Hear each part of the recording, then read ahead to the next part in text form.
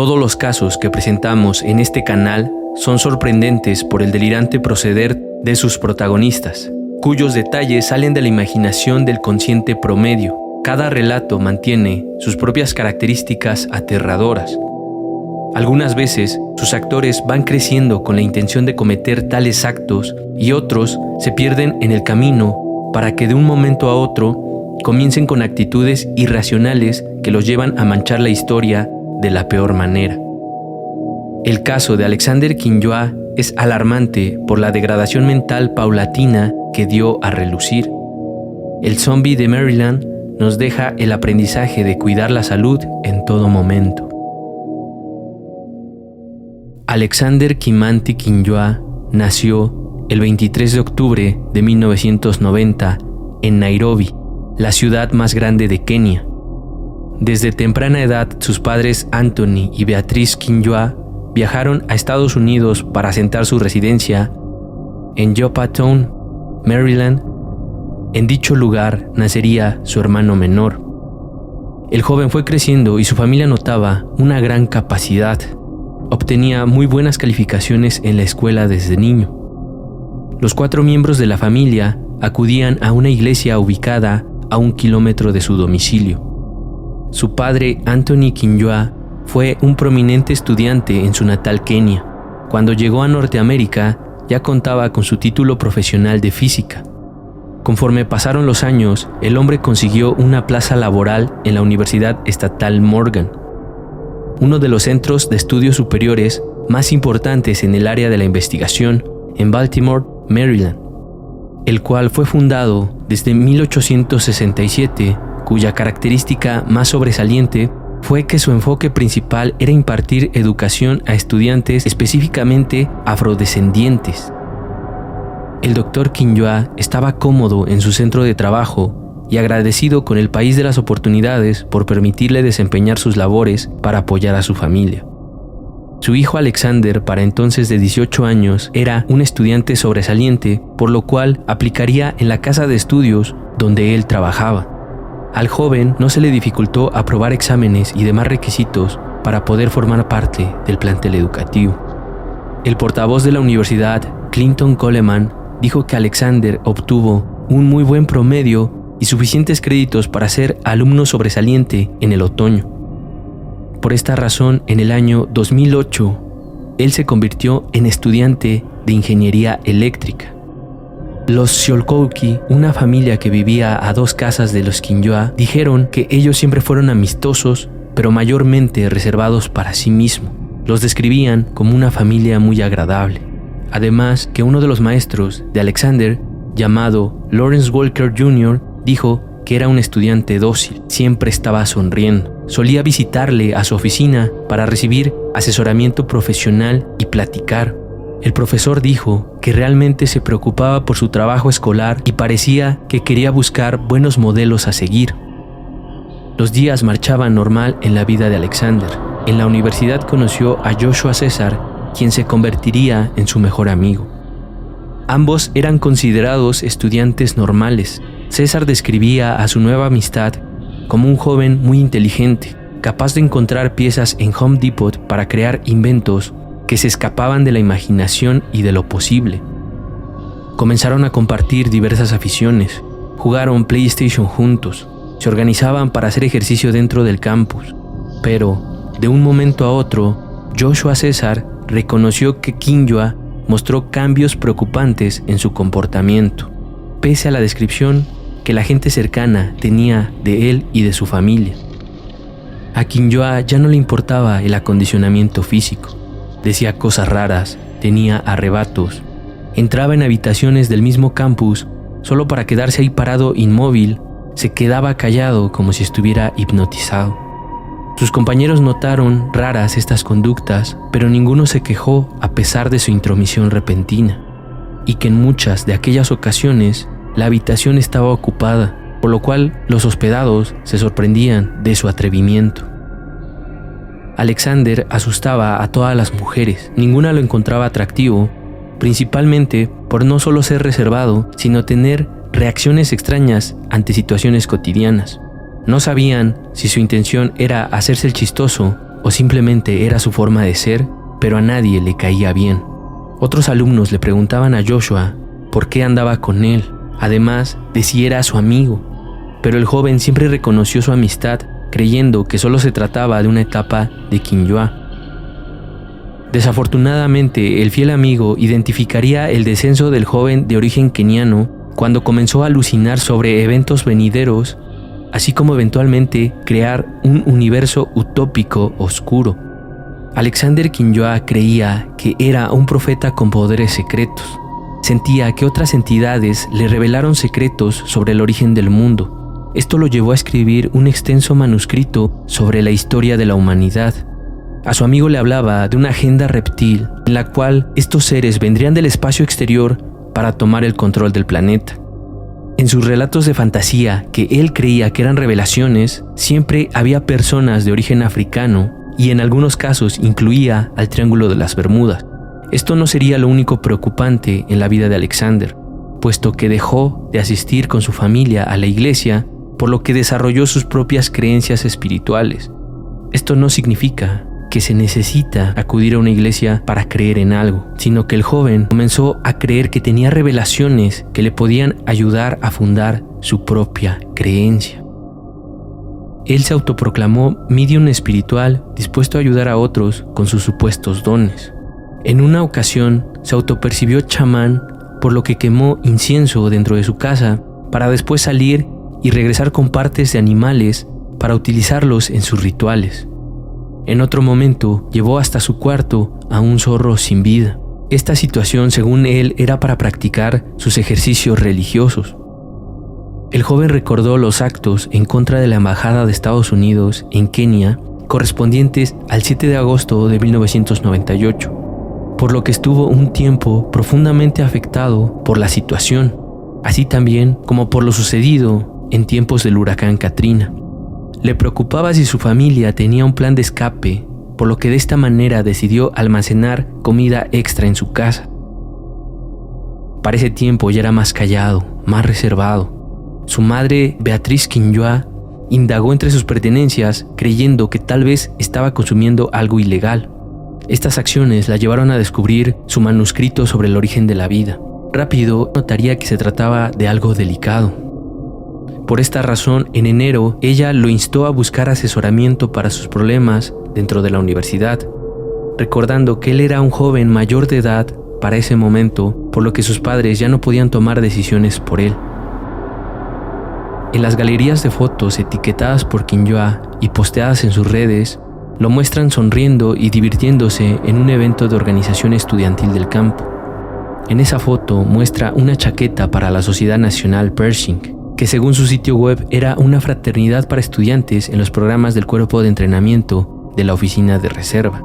Su abreviación en inglés corresponde a ROTC. Lo conocían como un programa estadounidense que permite a los estudiantes de universidad ser comisionados como oficiales cuando se gradúan. La página de la organización estaba vinculada a un programa de radio por internet llamado Warrior Syndicate, que mostraba también una foto de Kinyua con pintura facial verde y blanca, vinculada a una cuenta de Twitter donde él publicaba tweets sin sentido. Los miembros de aquel programa educativo sabían que Kinyua era el organizador de Warrior Syndicate. No supieron en qué momento el joven perdió la cabeza, pero tenía tantas actividades que podría ser la suma de todos ellos. En uno de sus desequilibrios, el joven creía que habían saboteado los registros de su computadora, además que pensó que varias personas se pusieron de acuerdo para emborracharlo, lo que provocó que no asistiera a un partido de fútbol. En ese momento la molestia fue tanta que hizo agujeros en la pared de una de las oficinas de su escuela. Por esta razón, el teniente coronel James Lois, director del programa ROTC, lo expulsó. La Universidad Morgan hizo un seguimiento insignificativo del caso, por lo cual no hubo ninguna medida en contra de esta situación. La escuela tenía una serie de señales reveladoras, pero no hizo nada para ayudarle. Joshua César notó que Kinyua guardaba una variedad de artefactos que incluían un machete y puños americanos.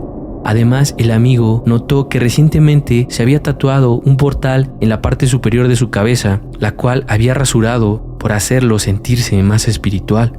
Por esas fechas, 2 oficiales del campus visitaron a Quinyua para ser evaluado por el centro de asesoramiento.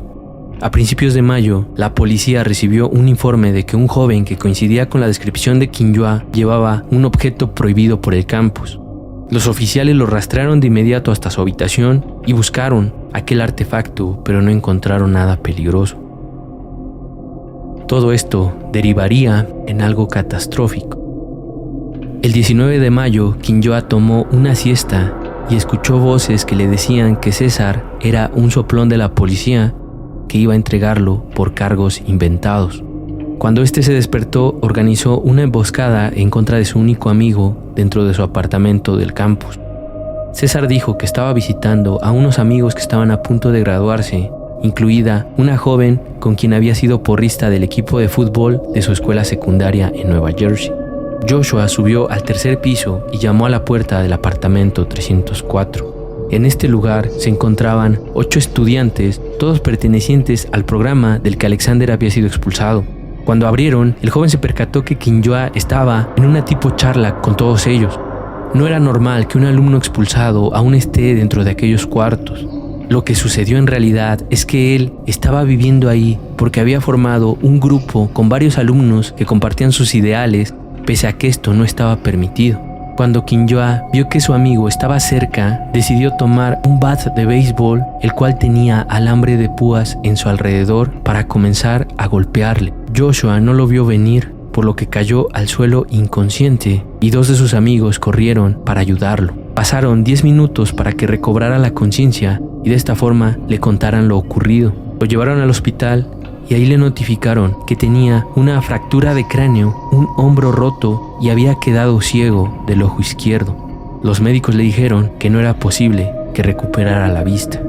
César se graduaba ese mismo año. Pretendía hacer una segunda carrera en medicina, la cual se vio truncada por los arrebatos de Alexander Quinyua, quien ya había perdido toda capacidad de raciocinio. En un sitio web de Kenia, sus padres hicieron una publicación donde afirmaban que su hijo había sido arrestado después de una supuesta pelea en su dormitorio. Ellos postearon: nuestro hijo Alexander Kintimani Quinyua fue arrestado el sábado 19 de mayo de 2012 por estar involucrado en una pelea en su dormitorio en la Universidad Estatal Morgan. El cargo en su contra es asalto en primer grado y peligro excesivo de vida. Su fianza se estableció en $220,000 americanos, por lo cual buscaremos conseguir la mejor defensa posible. Necesitamos asegurar un abogado que tomará el caso y no dejará piedras sin remover.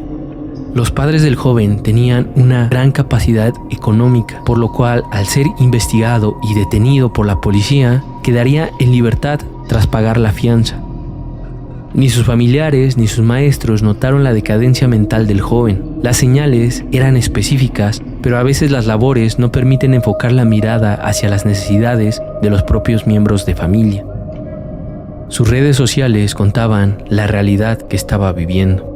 Él publicó en Facebook sobre cultos de la muerte y eventos sociales catastróficos, lanzando una pregunta a sus compañeros de colegios y universidades que históricamente se enfocaron a la educación de afrodescendientes. Él los cuestionó diciendo: ¿son lo suficientemente fuertes como para soportar sacrificios humanos masivos derivados de rituales extremistas en todo el país y aún así poder funcionar como seres humanos? También se refirió a los trágicos eventos en centros educativos y advirtió que la limpieza étnica es la política que afectará a su comunidad directa o indirectamente en los próximos meses. Él sentía que en ese momento estaba cumpliendo su propósito como profeta. Su padre, Anthony Quinyua, estaba muy ocupado con su trabajo, que no se percató de esta situación, por lo que otro estudiante con malas referencias sería presa del conflicto mental de un joven brillante que había perdido la cordura. Kujoe Bonsafo Aji-Kodi tenía 37 años de edad, originario de Ghana, quien había llegado a Estados Unidos con una visa de estudiante. El joven era alumno de la Universidad de Temple en Filadelfia, obteniendo su título en Ingeniería Eléctrica en el año 2002. No conforme con eso, terminó la maestría de aquella materia en el 2004. Kujoe Bonsafo era el mayor de 4 hermanos provenientes de una familia de clase alta. Su padre era un banquero jubilado que asistió a St. Augustine's College en Cove Coast, una de las mejores universidades del país, porque la educación era pieza fundamental para los Aggie Cody. Cuyo Bonsafo decidió continuar sus estudios en Norteamérica porque ahí vivía un tío suyo. Él tenía el sueño de ser presidente de su país al concluir sus estudios, por lo que además de su educación en Filadelfia y Baltimore, tenía un título en ingeniería química en una universidad de Ghana. Era un estudiante sumamente preparado e inteligente. Pese a esto, no pudo contener sus instintos, por lo que en el año 2008 fue condenado por acoso en contra de un compañero de estudios de la Universidad Estatal Morgan. Desde cuarto grado afrontaba dicho señalamiento, por lo que resultó culpable y tuvo que ser ordenada su deportación, además de ser expulsado de tal institución. Por esta razón estaba pendiente el papeleo en la embajada de Ghana. No teniendo un lugar donde vivir, buscó ayuda, la cual fue ofrecida por su maestro y asesor de posgrado, quien le extendió la mano. El doctor Anthony Kinjoa le brindó hospedaje mientras terminaba el proceso de deportación. Cody se fue a residir a su casa. Su familia manifestó que se turnaron para hablar con él, además de expresarle su deseo de regresar a casa en unos meses. Le pidió a su padre que comenzara a buscarle un trabajo. El 25 de mayo de 2012, Cuyo Bonsajo Aggie Cody desapareció abruptamente de la casa de la familia Kinjoa. Sus familiares no pudieron establecer comunicación con él, por lo que se pusieron en contacto con el profesor de universidad, pero él dijo que no sabía nada desde la cena anterior. En este punto, algunos sospecharían de Alexander Kinjoa, pero sería su hermano menor quien descubrió la horrorosa escena. El joven se dirigió al cuarto de lavado, en donde encontró 2 cubetas de aluminio extrañas, las cuales no había visto antes.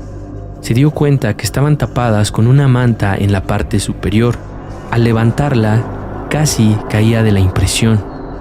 Dentro de ellas se encontraban manos humanas. Rápido corrió a avisarle a su hermano Alexander que se encontraba en la cocina. Cuando llegó hasta aquel lugar, se dio cuenta de que él trataba de freír parte del cuerpo. El hermano menor preguntó sobre lo que estaba haciendo y si era un cuerpo humano, pero el mayor negaría todo diciendo que se trataba de partes de animales. No teniendo otra opción, se lo comunicaron al padre de familia, quien habló con la policía para reportar el descubrimiento. La autoridad se constituyó en el domicilio de los Kinjoa, donde interrogaron a Alexander, quien no negaría la situación, todo lo contrario, les confesó en dónde podían encontrar el resto. Les dijo que lo había guardado en bolsas grandes y lo fue a tirar al contenedor de basura de la iglesia que acostumbraban visitar antes de su cambio drástico. Por si esto fuera poco, cuando él estaba detenido, dio detalles perturbadores de sus hechos. Argumentó que se aprovechó de Aggie Cody cuando estaba dormido. Lo atacó para que una vez estuviera inconsciente, le pudiera retirar su cerebro y su corazón para comérselos. El alguacil del condado de Hartford, Jesse Bain, quien ha estado en la oficina durante 40 años, describió el área como una comunidad tranquila y semirural. Dijo que el condado había tenido algunas investigaciones espantosas en el pasado, pero nunca un incidente como este. En juicio se ventilaron todos sus actos anteriores, pero el criminal contaba con la imponente representación de Byron Warkin, un profesor de Derecho Penal en la Universidad de Baltimore, quien argumentó en primera instancia su incapacidad mental para poder ser castigado con cárcel. Este abogado presentó a juicio diversos testigos que fortalecieron su premisa, junto con ellos el portavoz de la Universidad Morgan, quien diría que ningún estudiante o docente se había acercado a la escuela con preocupaciones sobre Kinjoa, en el intento de limpiar el nombre de la institución. En todos los países ocurren finales como este. En agosto de 2013, Kinjoa se declaró culpable de los cargos en su contra. Sin embargo, un juez del condado de Hartford lo encontró no penalmente responsable del acto porque tenía una enfermedad mental.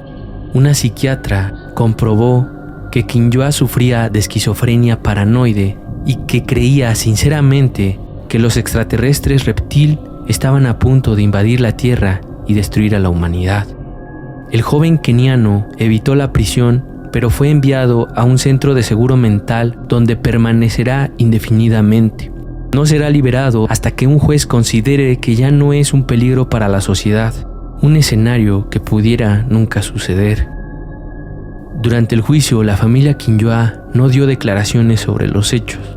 De parte de los Aji Cody, lloraron la pérdida del hijo mayor porque era un estudiante soñador que cometió un grave error que lo llevó hasta la pérdida de vida. ¿Qué piensas de este caso?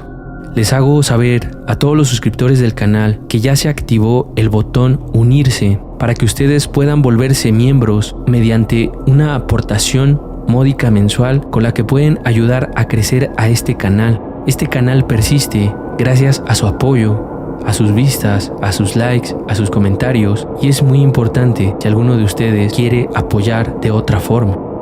Sabes que tu opinión es muy importante. Esto es Ansiosos Investigaciones. ¿Ansioso por ver un nuevo video?